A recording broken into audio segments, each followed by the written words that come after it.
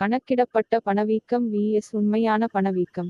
பணவீக்கம் வட்டி விகிதங்கள், ஊதியங்கள், வீட்டு வரவு செலவுத் திட்டங்கள் மற்றும் அரசாங்க கொள்கைகளை பாதிக்கிறது. இருப்பினும், மக்கள் பெரும்பாலும் கணக்கிடப்பட்ட பணவீக்கம், அரசாங்கத்தால் வெளியிடப்பட்ட அதிகாரப்பூர்வ பணவீக்க எண்கள், மற்றும் உண்மையான பணவீக்கம், அவர்கள் அன்றாட வாழ்க்கையில் அனுபவிக்கும் விலை உயர்வு ஆகியவற்றுக்கு இடையேயான இடைவெளியை உணர்கிறார்கள். 1. கணக்கிடப்பட்ட பணவீக்கம் என்றால் என்ன?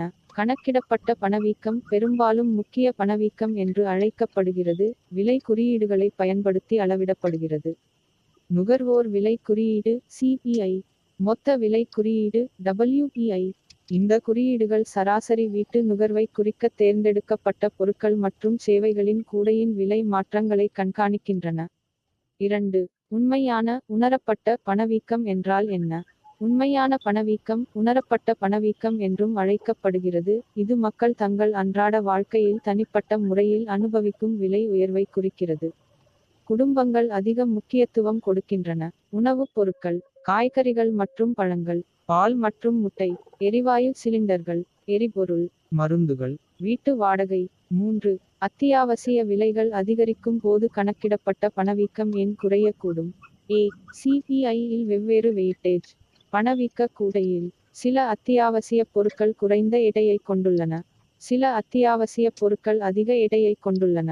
மின்னணுவியல், ஆடை, போக்குவரத்து அல்லது வீட்டுச் செலவுகள் குறைகின்றன CPI குறைகிறது.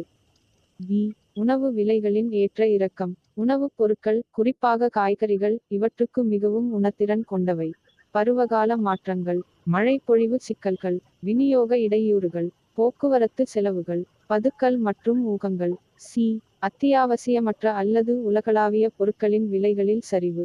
CPI இல் பின்வருவன அடங்கும்: மொபைல் போன்கள், டிவிகள், கணினிகள், ஆடைகள், தொழில்துறை பொருட்கள். 4. இடைவெளியை புரிந்துகொள்வதற்கான எடுத்துக்காட்டுகள். எடுத்துக்காட்டு 1. CPI கூடையில் 300 பொருட்கள் உள்ளன. 250 பொருட்களின் விலைகள் நிலையானதாக இருக்கும் அல்லது குறையும். பணவீக்கம் குறைகிறது. ஆனால் நீங்கள் தினமும் வாங்கும் 10 அத்தியாவசிய பொருட்கள், பால், காய்கறிகள், பருப்பு, எரிவாயு அதிகரிக்கின்றன. உங்கள் செலவுகள் அதிகரிக்கின்றன. எடுத்துக்காட்டு 2. டிவி விலை 30,000 ரூபாய் இலிருந்து 25,000 ரூபாய் ஆக குறைகிறது. CPI குறைகிறது. ஆனால் தக்காளி விலை 50 ரூபாய் இலிருந்து 100 ரூபாய் ஆக உயர்கிறது. வீட்டுச் சுமை அதிகரிக்கிறது.